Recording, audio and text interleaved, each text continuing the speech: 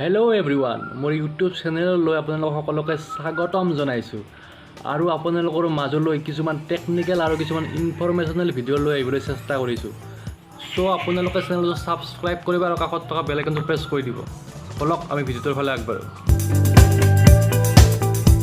আপুনি বাৰু কেতিয়াবা ভাবিছেনে যে আমি ঘৰত ব্যৱহাৰ কৰা চিলিং ফেনবিলাকত যদি আমি 3খন পাংখাৰ পৰিৱৰ্তে আমি যদি 4খন বা 5খন পাংখা থকা চিলিং ফেন লগাই দিওঁ তেতিয়াহ'লে বেছি স্পীড পালোহেঁতেন আৰু লগতে বেছি বতাহ পালোহেঁতেন। তেনেহ'লে আপুনি একদম ভুল ভাবিছে। আৰু হয়তো আপোনাৰ মনত এইটো প্ৰশ্ন হৈছে যে যদি 3খন পাংখাৰ ফেনবিলাক ঘৰত ব্যৱহাৰ কৰা হয় তেনেহ'লে 4খন আৰু 5খন পাংখাৰ ফেনবিলাক ক'ত ব্যৱহাৰ কৰা হয়।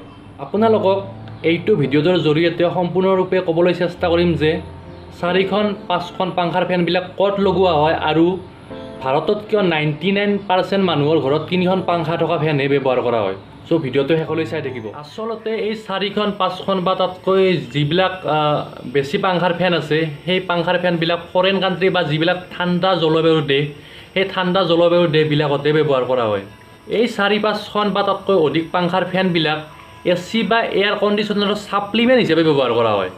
মানে ধৰক এটা ৰুমত AC বা এয়াৰ কণ্ডিশ্যনাৰ চলি আছে, সেই AC বা এয়াৰ কণ্ডিশ্যনাৰ ৰুমটো ঠাণ্ডা কৰি ৰাখিছে, সেই ঠাণ্ডাখিনি ৰুমটোৰ চাৰিওফালে সিঁচৰিত কৰি দিয়াৰ কাৰণেহে এই 4-5খন বা তাতকৈ অধিক পাংখাৰ ফেনবিলাক ব্যৱহাৰ কৰা হয়।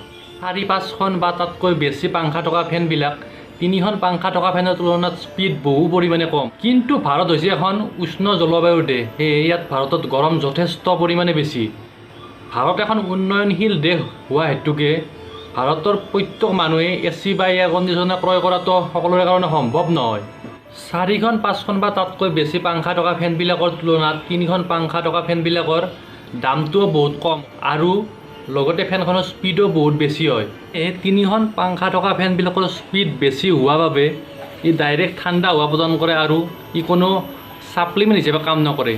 সেইকাৰণে ভাৰতত 99% 3খন পাংখা থকা ফেনবিলাকহে ব্যৱহাৰ কৰা হয়।